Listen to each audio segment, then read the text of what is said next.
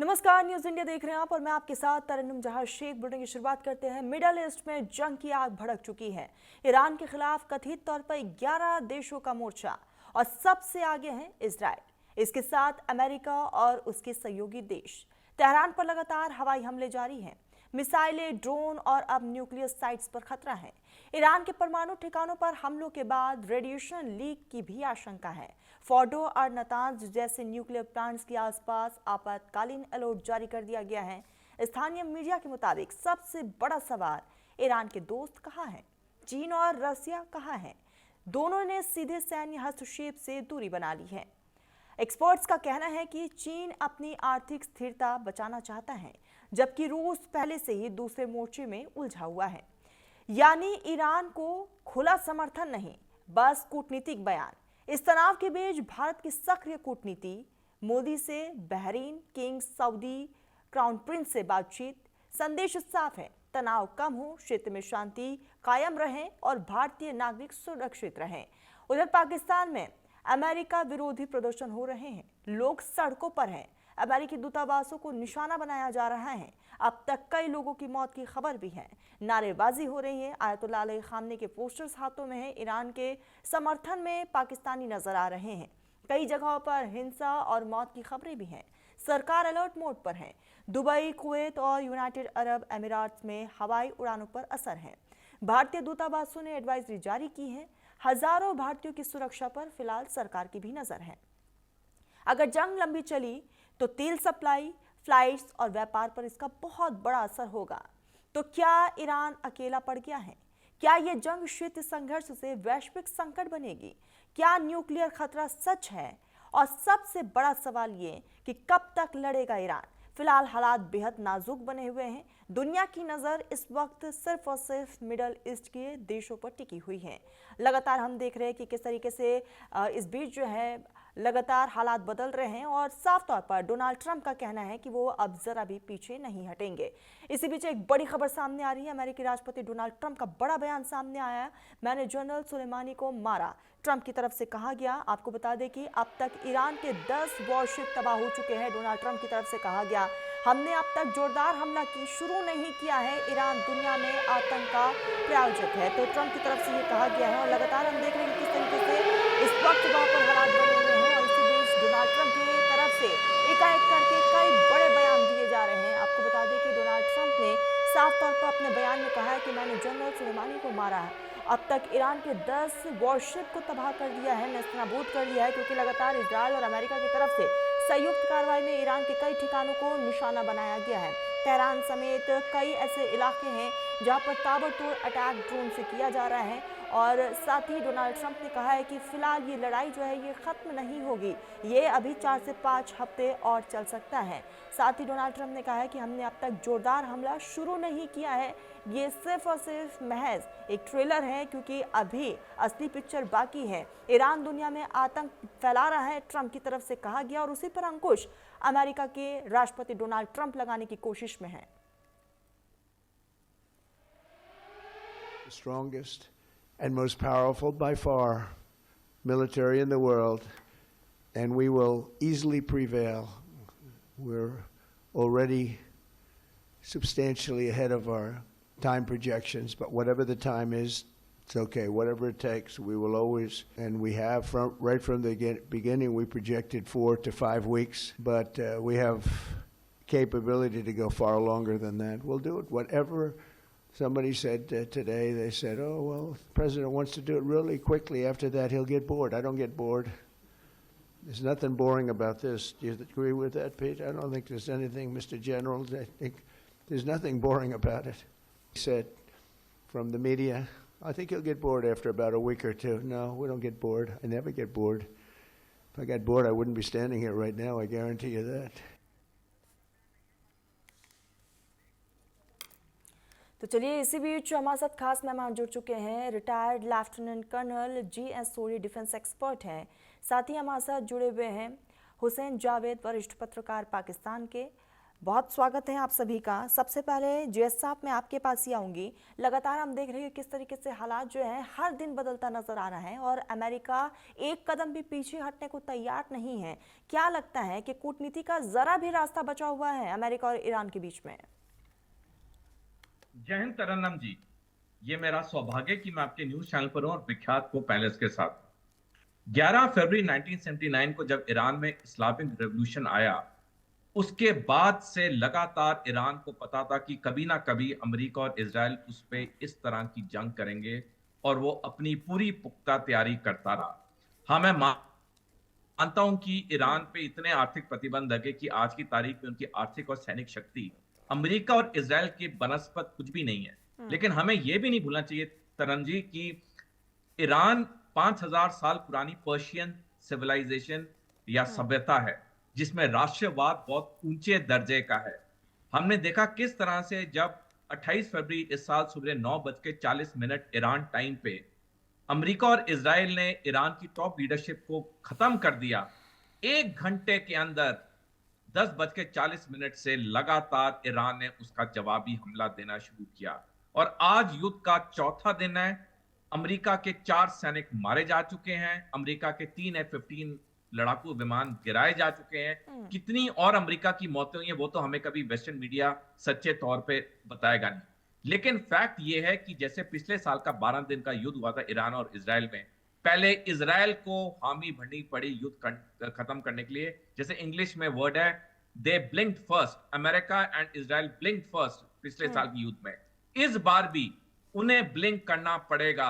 Iran चाहे 4 हफ्ते हो, 4 महीने हो, 4 साल हो, ईरान अपनी तरफ से युद्ध बंद नहीं करेगा। पिछले साल भी ईरान ने युद्ध नहीं बंद किया था। जिसने युद्ध शुरू किया उसी को खत्म करना होगा। पिछले साल भी अमेरिका इजराइल थे जिन्होंने शुरू किया, इस साल भी अमेरिका इजराइल है, इन्हें ही युद्ध खत्म करना होगा। ठीक है, जावेद साहब मैं आपके पास ही आऊंगी। आप इजराइल अमेरिका वर्सेस ईरान की लड़ाई को कैसे देख रहे हैं? पाकिस्तान किस नजर से देख रहा है इस पूरी लड़ाई को? जी मैम, सबसे पहले तो आपका शुक्रिया कि आपने इनवाइट किया और सोडी साहब को भी सलाम। देखिए, सोडी साहब ने जो सारी एक तरह की पिक्चर बताई है, मैं मुकम्मल तौर पे उससे इत्तेफाक करता हूँ। बिल्कुल सही उन्होंने कहा है। और रही बात इसमें पाकिस्तान की, तो हम भी इसको बिल्कुल ऐसे ही देख रहे हैं कि सिचुएशन जहां पहुंची है यहाँ तक पहुंचनी नहीं चाहिए थी। और हमने आखिर तक इस तरह की कोशिश भी की कि यहाँ पे बातचीत के जरिए, डील के जरिए जो मसला है वो एक पीसफुल अंदाज से हल हो जाए। लेकिन जंग हो जाएगी और जंग इस नहज तक जाएगी, ये किसी ने भी सोचा नहीं था। और हम आज भी कह रहे हैं कि कोई अगर ऐसा अमन का निकलता है रास्ता, कोई डील होती तो अच्छी बात है। लेकिन मैं सोडी साहब की बात से इत्तेफाक करता हूँ कि बातचीत अब होना इतना आसान नहीं रहा, क्योंकि चीजें इतनी एस्केलेट हो चुकी है। खासकर नहीं, सबको पता जावेद है साहब जो एक चीज और समझाइएगा कि आखिर पाकिस्तान किसके सपोर्ट में है, अमेरिका के या ईरान के? देखिए, मैं तो हम मुकम्मल तौर पे अमन की सपोर्ट में हैं। लेकिन हमारी हुकूमत ने वाज़ेह तौर पे कहा है कि ईरान के साथ जो हुआ है, जिस तरह से खामनाई का मर्डर किया गया है, हम इसकी भरपूर मजम्मत करते हैं। इसमें तो हम बहुत ही कैटेगोरिकली हमने कहा है और उतना खुले अंदाज से कहा है कि ईरान की नई जो वहां पे है अब इस टाइम जो हुकूमती सेटअप है, उन्होंने भी हमें अप्रिशिएट किया कि पाकिस्तान ने और चाइना ने हमारी हिमायत की है और हम इसको एक एप्रिसिएशन की निगाह से देख रहे हैं। देखिए, सही बात है कि जो यहाँ पे ट्रंप साहब ने और जो इस तरह से नेतन्याहू ने एक तरह का हमला किया मिलके, एक तरह का उनका जो अटैक था, इसको दुनिया भर में कहाँ एप्रिसिएशन मिल कहाँ रही है। अगर आप इसमें सिर्फ एक यूरोप को छोड़ दें, इसराइल को छोड़ दें, सब जो है उससे शॉक हो गए। क्यों हो गए हैं? आप देखें कि इस वक्त जो स्टेट ऑफ होम्स है मुकम्मल तौर पे उसकी ब्लॉकेट हो चुकी है। दुनिया को तेल नहीं मिल रहा है और एलएनजी का मसला पड़ा हुआ। इकोनॉमिकली कितने हिट हो रहे हैं बहुत सारे कंट्रीज, जिनका इस जंग में कोई किरदार भी नहीं है। पाकिस्तान को एक मुल्क के सपोर्ट में आना होगा, क्योंकि जो पाकिस्तान और अफगानिस्तान में चल रहा है, अमेरिका खुलकर कह रहा है कि जो पाकिस्तान कर रहा है वो ठीक कर रहा है, पाकिस्तान से हमारे ताल्लुकात अच्छे हैं।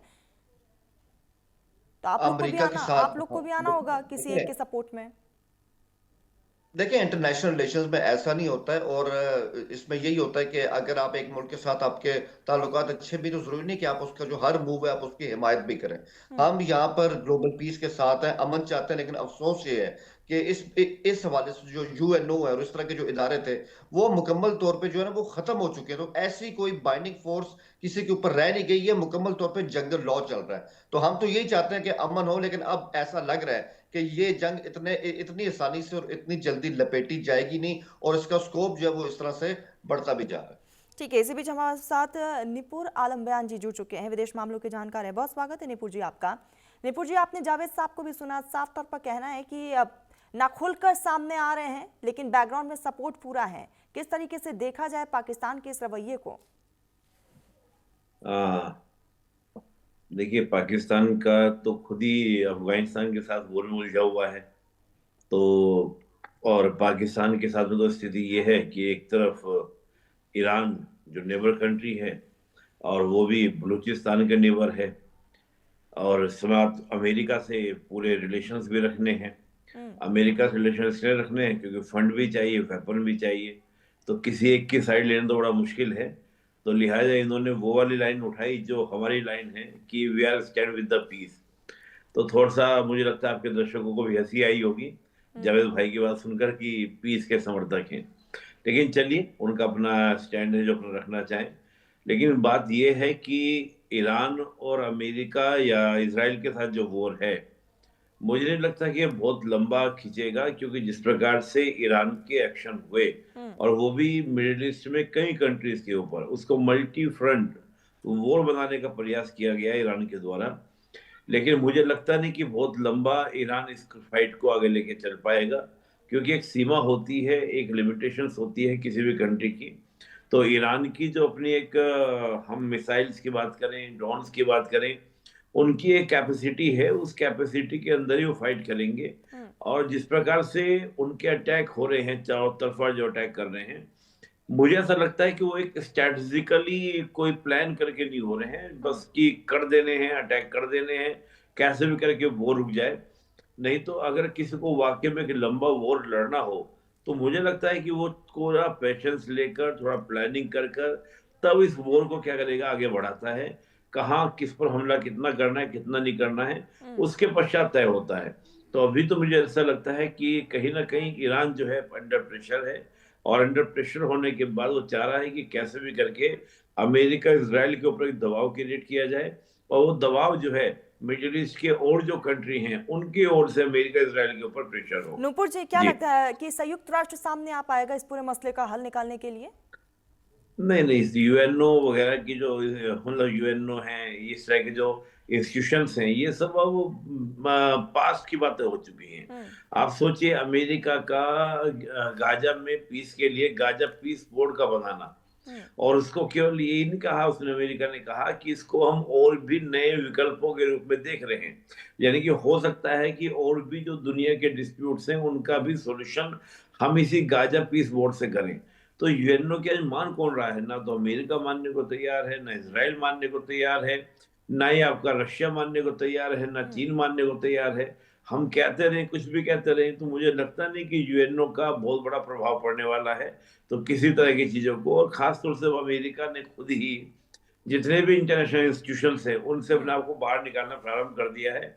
तो मुझे लगता है कि यूएनओ एक पास्ट की बात हो जाएगा। और ये जो देखिए, आपको याद होगा फर्स्ट वर्ल्ड वॉर के बाद एक नेशनल लीग बनाया गया था, और निपुर जी, नेशनल मैं लीग माफी के के बाद साथ आपको रोकना चाहूंगी, आऊंगी मैं आपके पास, लेकिन इसी बीच एक बहुत बड़ी खबर सामने आ रही है। सोनिया गांधी का सरकार पर बड़ा निशाना सामने आया। खामनेई की मौत पर चुप्पी खलती है, सोनिया गांधी की तरफ से कहा गया। देश की विदेश नीति पर सवाल उठता है। सरकार की चुप्पी परेशान करने वाली है। देश के नैतिक ताकत को बताना जरूरी है। तो सोनिया गांधी, विपक्ष की तरफ से अब लगातार सरकार को ढूंढने का काम किया जा रहा है, और इसी बीच सोनिया गांधी ने साफ तौर पर कहा कि आयतुल्लाह अली खामनेई की मौत पर चुप्पी बहुत ज्यादा खलती है। देश की विदेश नीति पर सवाल भी उठाता है, और सरकार की चुप्पी परेशान करने वाली है। यानी कि साफ तौर पर सोनिया गांधी का कहना है कि जो कुछ भी ईरान में हो रहा है, सरकार को इसमें हस्तक्षेप करना चाहिए। देश के नैतिक ताकत को बताना जरूरी है। इसी बीच लगातार हमारे मेहमान जो है बने हुए हैं।